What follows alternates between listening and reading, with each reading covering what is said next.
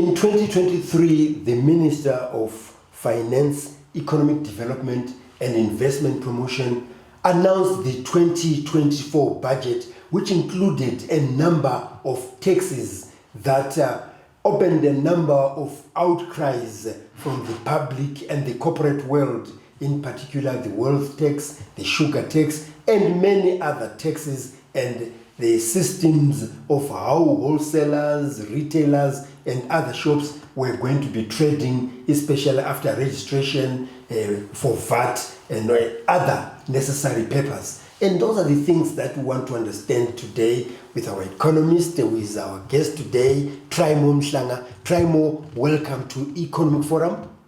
Thank you, John. Good day, Zimbabwe. Yes. So it is my pleasure. As things stand now, there are still consultations with the minister. There have been some adjustments to some of the taxes. Maybe take us through from 2023 when they were announced, and then you outline that while it was announced in 2023 as such, right now, as things stand, these are the adjustments that have been made, and these are the likely changes that also might take place. Traditionally, I think the minister was more or less on point. The national budget, end of November, sometimes when it's late, beginning of December for the succeeding year. But to go into details of the budget, so you will see that a bit of background is the revenue constraints that government currently has. Some of it is attributable to sanctions, some of it is purely just a shrinking tax base. So the minister came out quite aggressive, trying to find additional revenue sources from within, because for expenditures for the government, central government, where you can't get or support the budget yourself, you could also get support from the international, budget support. But as Zimbabwe, as it stands, we cannot get that. So that's the background to why he came out quite aggressive. And aggressive it was, which is what led to the outcry in courts. There were certain instances whereby, as market analysts would then say, perhaps more due consideration should have been done, because from what was announced, you then say, but had we looked at this or that angle, and then the consultations were done and some adjustments were done. The wealth tax, I think that's quite a topical one. It was initially $100,000 worth in US dollars of property, but what it had not done is to look at considerations like number one, whether that residence was a primary residence.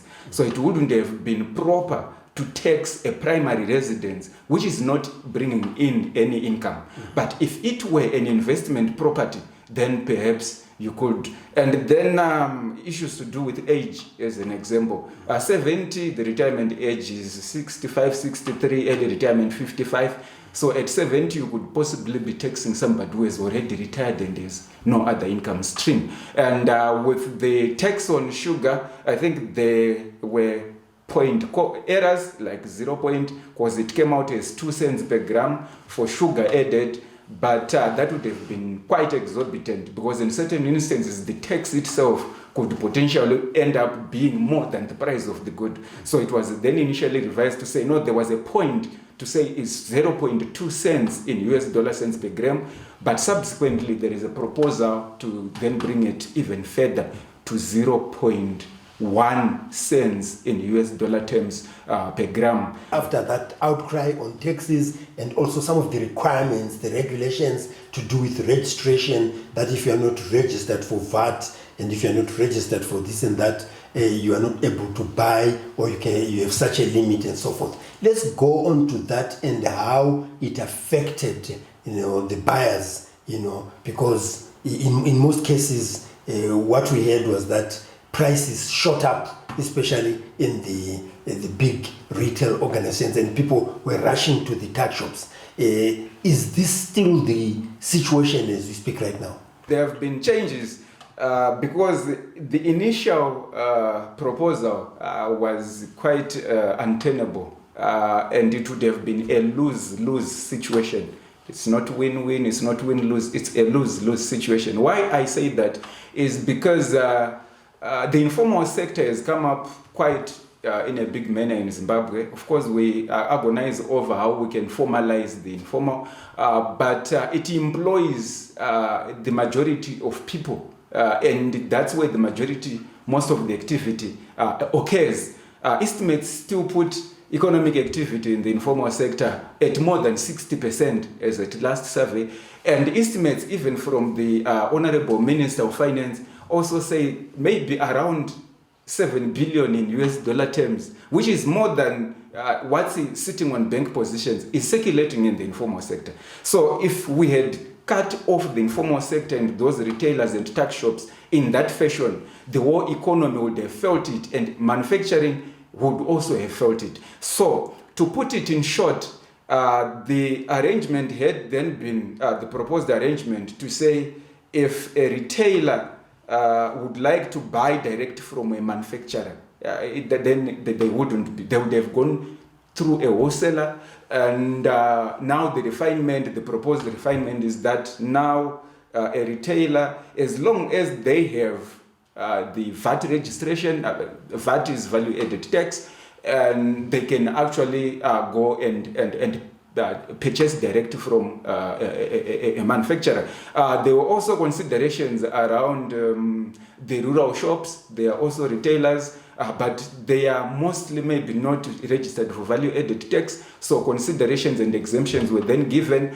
And when you also look at issues that pertain to the tax shops, now they can also be considered as long as they have VAT or value-added tax proof. Yeah. So in short, have these acts that came up from the minister been implemented, or there's still these adjustments and some of the things have been stopped? In brief, those were proposals, and when they came up to Parliament, they were then subjected to scrutiny. Some of the proposals were adopted, but the refinements here mean those proposals, some of them were not implemented as yet. Yeah, so those are the ones that are up for refinement. That's Trymore Muhlanga, an economist, is our guest today. We're looking at the state of the economy, and Trymore at a later stage is just going to give us the forecast. We are looking at what came out of the budget, and we know that the highlights were the taxes that were announced by the minister and the impact they are having right now. That's what we're discussing before we go on to what 2024 is going to look like. So join us in the second segment of Economic Forum.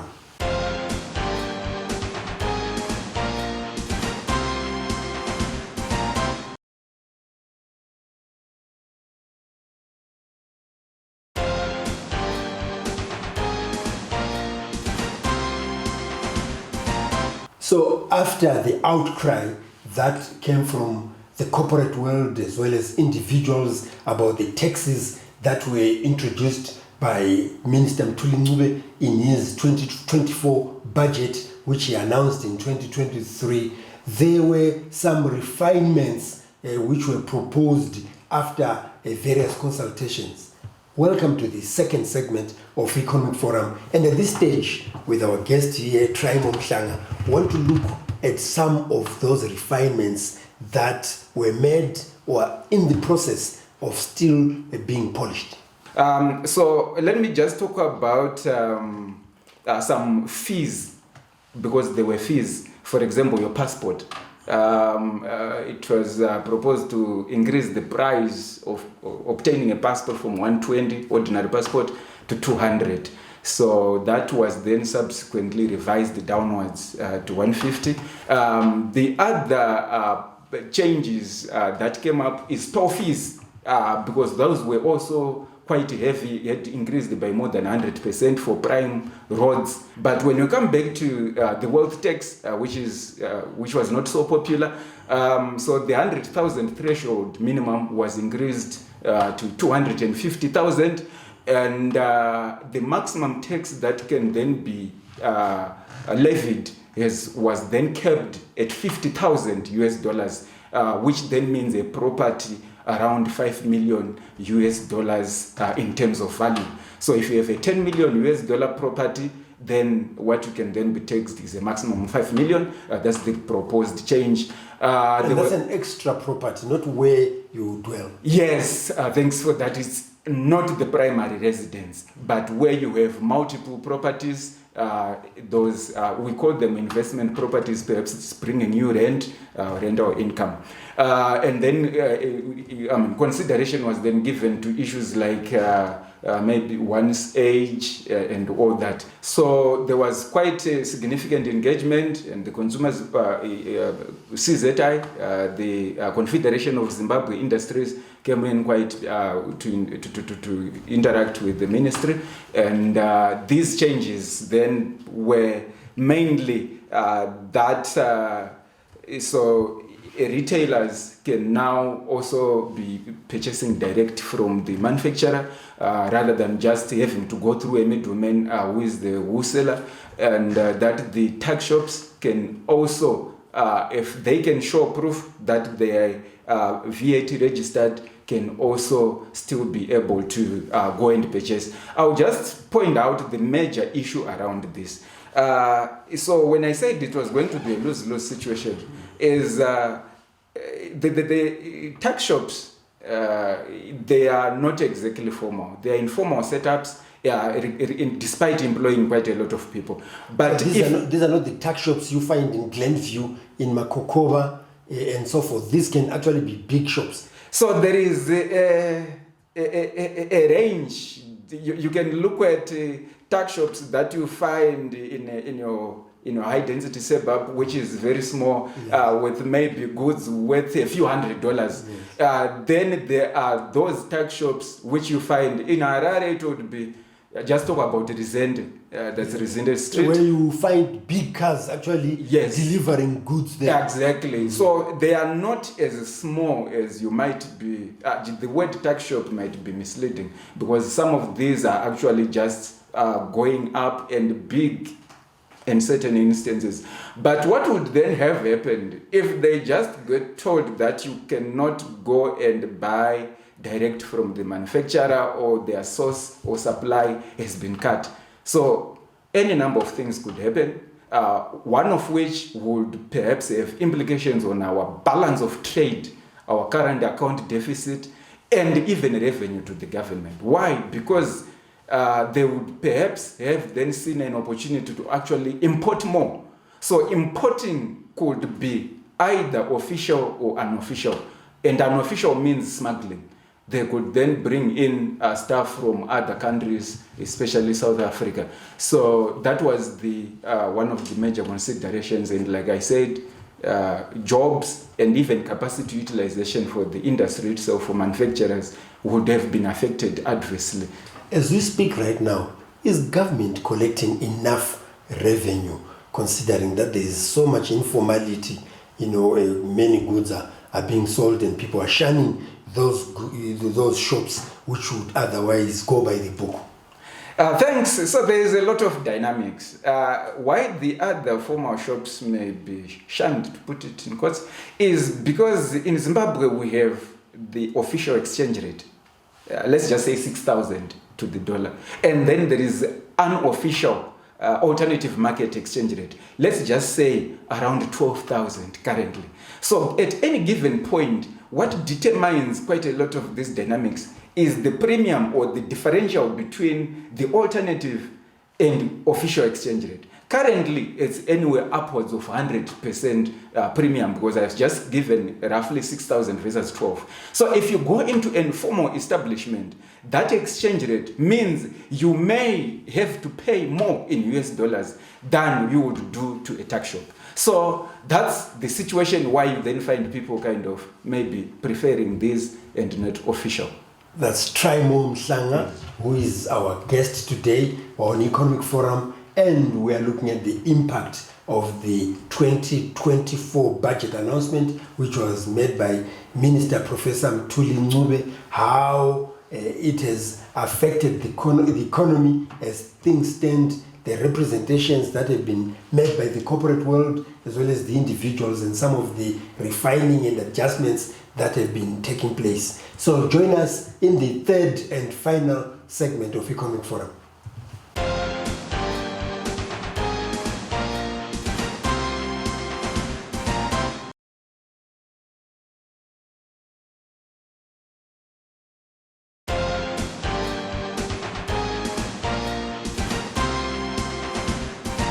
We also want to look at some of the carryovers from Professor Mthuli Ncube's budget of 2024 from the 2023 budget. I'm sure some of the things are going to be implemented, and our guest here, Trymore Muhlanga, is going to be reminding us about some of the things that were brought in, the policy measures, the broad policy measures that were brought in by government in 2023, some of which are still going to be applicable in 2024. Which ones, Trymore? Broadly, I'll just look at the broad perspectives. So in terms of the fiscal policy stance, you then find the budget was aptly termed consolidating the economic transformation. So there is government would like to go in the transformation route. So we coming from a situation whereby government has always struggled with its fiscus position. That means what we collect versus what we expend. We have been carrying fiscal deficits for a while, and what government has carried over from 2023 is an attempt at fiscal consolidation to ensure that we do not unnecessarily go beyond what expend beyond what we have collected. But as at 2023, we did not do quite so well around this because we ended up with exchange rate and inflation going beyond what had been projected, and that then means we had a deficit yet again. But in 2024, I think the budget has attempted to keep the budget deficit at 1.5% of GDP. What you also see being carried over into 2024 is the tight monetary policy stance, wherein government is trying through the central bank and the financial services system to keep money supply growth in check. Because broadly, what the policy framework intends to achieve is macroeconomic stability, but that is hugely dependent on exchange rate and inflation stability. Yet again, these two, exchange rate and inflation, we've attempted, but we are not yet quite there. So that's what government needs to also have a look at. I think there is an issue around a bond note. Yes, so bond notes and all those measures, which were announced as statutory instruments, as just statements from the Ministry of Finance, were they all incorporated into this new budget? Are we continuing with some of those measures? All right, thank you. So the short answer is yes. So bond notes are here to stay. They have now graduated to official Zim dollar currency. So the Zim dollar is here to stay, and government has made it clear that we need to revert to being a monocurrency economy, and monocurrency, not US dollar, but Zim dollar. The challenge remains just that as it stands, we are now perhaps more than 90% dollarized. So it's a situation whereby we would like to dilute US dollar dominance. So it's going to be a long way to go. But the other issue that the government had actually to come in and say for market confidence is around an SI that supports dollar multi-currency. So there were utterances previously that perhaps we could end that multi-currency regime prematurely, and that was not taken quite well with the market, and it would have been catastrophic in my view. But the extension has been given to say the multi-currency regime is here to stay between now and 2030. So at some point, we will naturally just have to contend with dual currency, whereby we have the dollar and our Zim dollar, but with the ultimate objective of ensuring that for our sovereignty and competitiveness as an economy, we then progressively have the Zim dollar taking more prominence, which is the monocurrency regime. In short, that's what. With some of these challenges that we're facing in collecting taxes, and also with some of the reversals while they're negotiations and so forth, how are we doing, in order to be able to fund our national development strategy to its completion and going to another stage and realizing Vision 2030?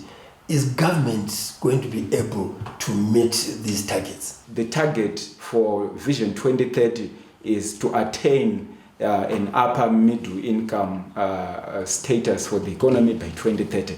The remaining challenges around collections, and with formalization it doesn't help. But what government has then gone on to do is to try and levy some of the taxes they have brought in will tax everyone, inclusive of the informal sector.